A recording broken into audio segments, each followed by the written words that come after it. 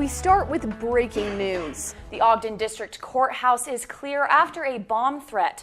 Ogden police say it is no longer an active incident. They are tracking leads on the caller. The courthouse was evacuated immediately following the threat just before 10 o'clock this morning.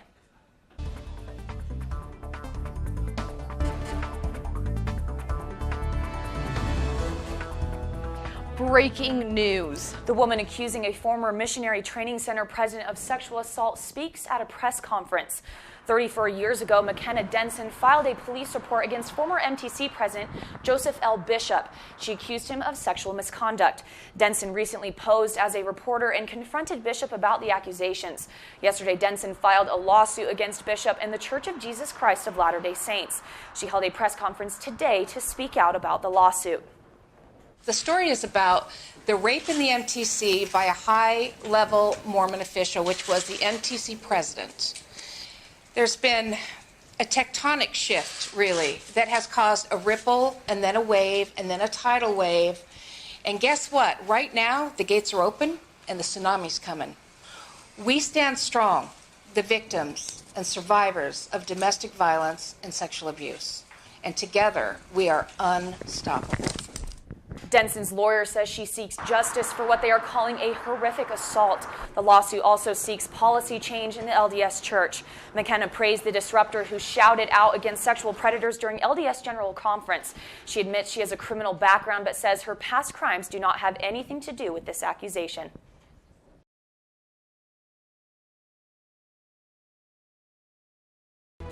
Brigham Young University's first LGBTQ forum is happening right now. This is a legacy from our Olympics that we don't want to see go by the wayside without a good fight. As Provo City and Utah County work toward a solution, the future of Peaks Ice Arena remains uncertain. Salt Lake City can officially bid for the 2026 Olympics.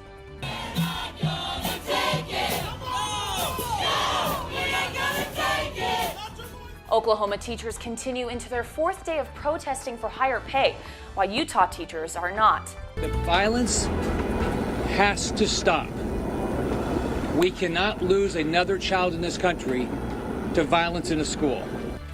The Parkland school shooting is the 18th school shooting this year. As the country mourns, it also tries to figure out what can be done to stop the violence. The toy store loved by children for more than 60 years is closing. We'll tell you what this may mean for major toy companies like Hasbro and Mattel. I just held her hand and told her I loved her as they wheeled her in, and that was that. A 19-year-old girl falls while snowboarding and now faces paralysis. We'll show you how her friends and family are helping her through recovery. A violent attack at a massage parlor is caught on tape. What the victim says helped her survive. We're ready to go. The BYU men's volleyball team hopes to maintain their winning streak tonight. We'll show you how they've prepared for the game. Music, medicine, and mingling. Find out how the future of 5G could change all of these things and more. A truck driver training school goes up in flames. We have the fiery footage.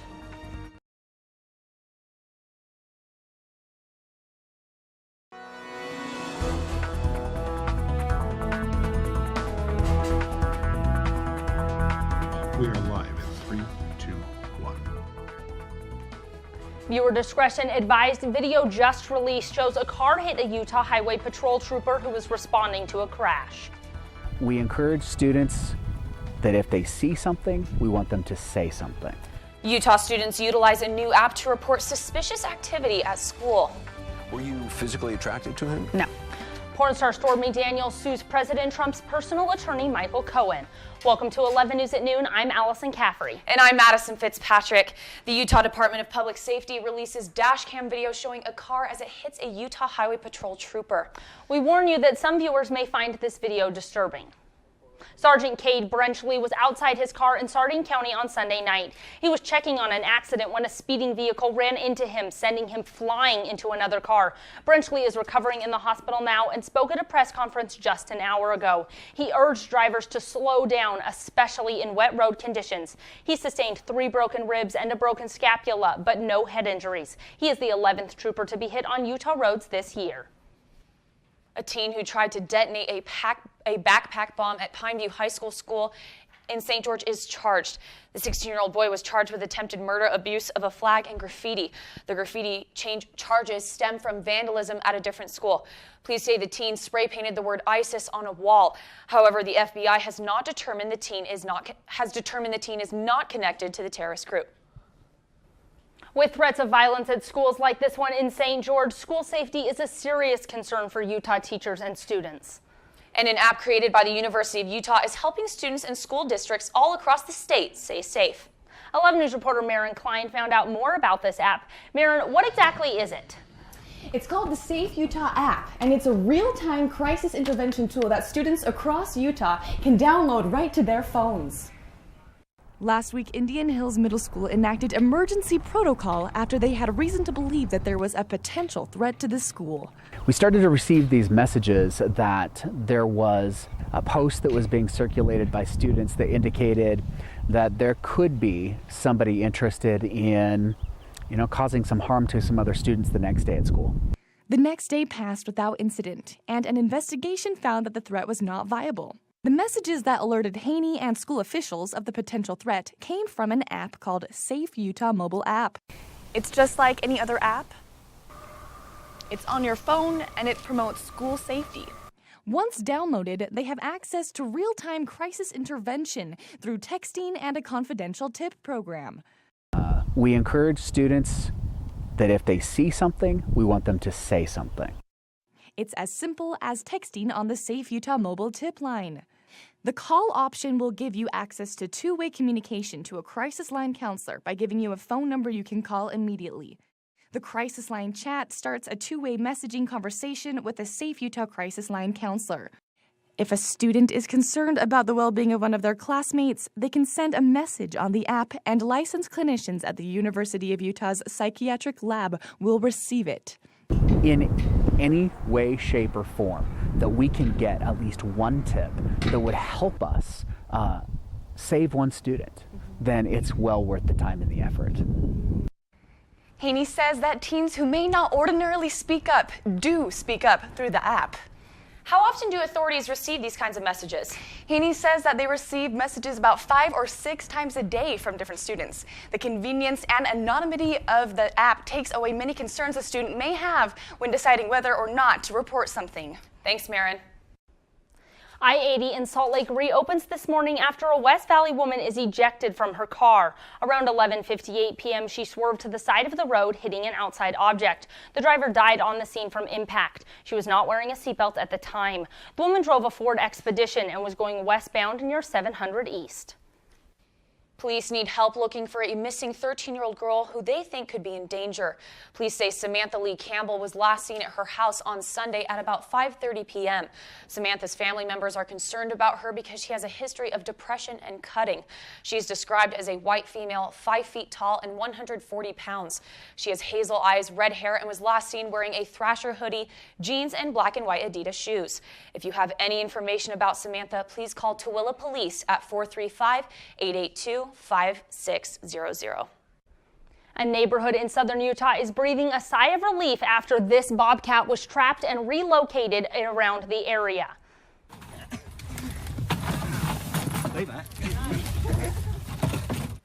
The male bobcat was spotted in a retirement community in Ivins. Wildlife officials say it killed a house cat and was also seen hunting for geese and ducks in a pond. A person who lives in the neighborhood reported the bobcat to the Utah Department of Natural Resources. They set up a trap to catch the bobcat, and after capturing the animal, it was released into the wilderness near Pine Valley Mountain. The Church of Jesus Christ of Latter-day Saints updates their policies on how leaders of the church help victims of sexual abuse and interview women and children. New guidelines were released yesterday and will become an official part of the church's handbook. The presidency of the church says members should never be advised to stay in an abusive or unsafe home. A parent or family member may now sit in interviews between local church leaders and youth. At least 2 adults must attend any youth activity. Lastly, church leaders should never take a report of abuse lightly or advise members not to report it to law enforcement. Governor Herbert signs 9 new bills into law, bringing the total number of bills he signed to 490. Among the new laws is an amendment allowing motor vehicle divisions to transfer license plates to new car owners. Another new law allows election ballots to include non-binding opinion votes for Utah voters. Governor Herbert also announced plans to sign more bills into law today. Included is a bill that will provide health care to more than 60,000 Utahns below the poverty line. He is also signing a non-compete bill that will allow employees to change competing news organizations immediately. Medical marijuana will be on the 2018 November ballot in Utah. The Utah Patients Coalition has nearly 160,000 signatures gathered from across the state. 117,000 of those have been validated in most Senate districts.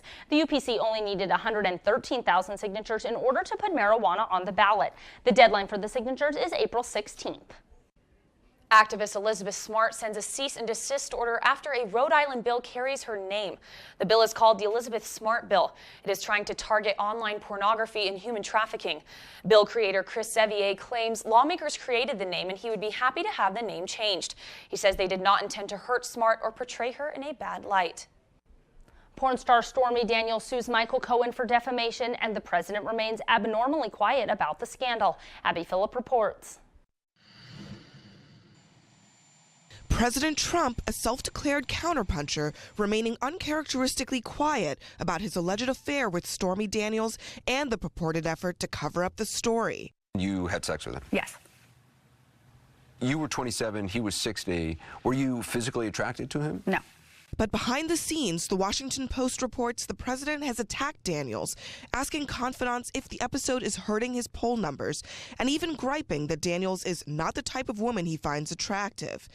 The Post also reporting that the president watched Daniels' 60 Minutes interview, didn't think Daniels appeared credible, and has been asking his aides what they thought. I'm not going to get into what he saw. There were clips of it playing all over in the morning news shows. Sources tell CNN that Mr. Trump knows the stakes and is resisting commenting to avoid making the controversy worse, the president leaving his defense to White House staff. The president strongly, clearly, and has consistently denied these underlying claims, and the only person who's been inconsistent is the one making the claims. The president doesn't believe that any of the claims that Ms. Daniels made last night in the interview are accurate. He doesn't believe she was threatened? No, he does not. The White House continuing to insist that the president was unaware of the $130,000 paid to Daniels days before the election by Mr. Trump's attorney, Michael Cohen. False charges are settled out of court all the time, and this is nothing outside the ordinary. Daniels' lawyer filing suit against Cohen on Monday for defamation. He made some statements earlier this year whereby he basically said that the affair never happened, in not so many words, and made my client out to be a liar.